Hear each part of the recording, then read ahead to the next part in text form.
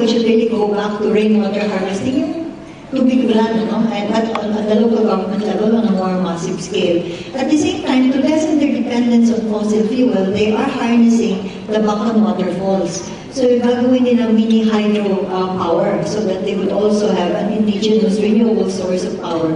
Doing in a very ingenious manner, because during the day it will still be a waterfall, it will still be for tourists, but in the evening they will divert it and they will harness that power for themselves. Of course, aside from that, they've identified the areas in their watersheds that they need to reforest and also in the mangrove areas. They have a co-management with the DNR for all idle lands, which they also want to become productive. Largely, they want to go ahead and plant those.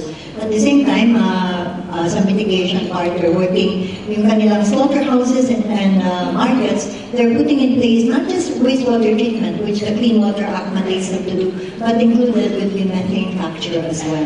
So things like that. So I think it's very heartwarming. It's good for us here, the business community, to know that our local governments are doing something.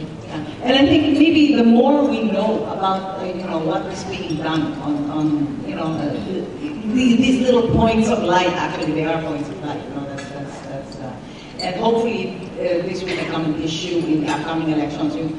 What are the possible candidates? Do they have a plan? What are they going to do about what is really surrounding us today? There has been so much legislation, I think, that has been passed. Somebody gave me a number earlier.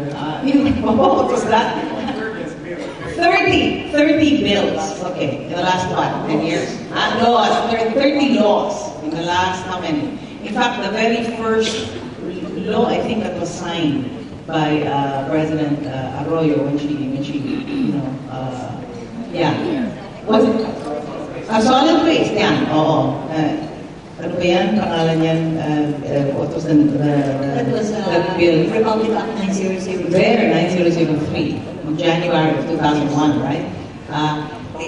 The problem is, of course, we don't see the implementation necessarily, do you have an indication of whether these laws have been pursued, forgotten? So should they be replaced by, so much has changed also since that time. That's true, Emily. Perhaps at the national level we're not seeing enough implementation, but that's not a reason for us to give up. And it's at the local levels, as Mehmet pointed out, there are things that are being done. So even if national government has failed to come up with a national land use and city use plan, I have here with me the product of the work that the corporate sector has had with Bataan, which is on the coastal land and city zoning plan of the province of Bataan.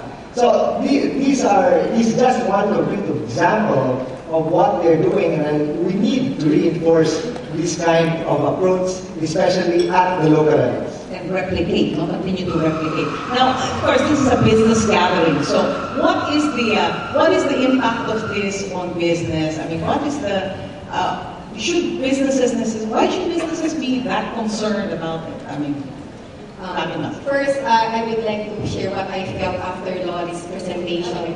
I felt the same way I felt after watching the Michael Jackson memorial launch.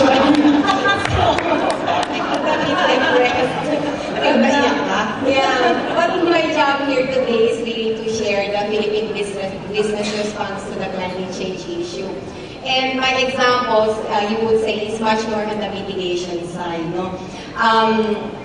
but that's fine, because the key to slowing down and possibly reversing climate change is still to cut the greenhouse gas emissions, and many of these will be coming from business operations. So I can actually group the business response into two major categories. The first one is through management and strategy, but I'm making a presentation later, so I will just present that later. I would like to focus on improving performance. So in the area of improving performance, business response mode would be 5. The first one is energy efficiency, reduce energy use. So all business initiatives on energy conservation, changing equipment to more efficient equipments, and then the retrofitting, the CFLs, all of these fit into the energy efficiency response mode. And this response is really an easy sell to business because it has really real business impacts on the bottom line because you're talking about cost savings. But if you're a person who is managing energy issues in the company, you will soon learn that you can only maximize your energy efficiency so much. No? So after maximizing the potential for energy efficiency, you are now challenged to go to the next step. And the next step is really to already explore renewable energy.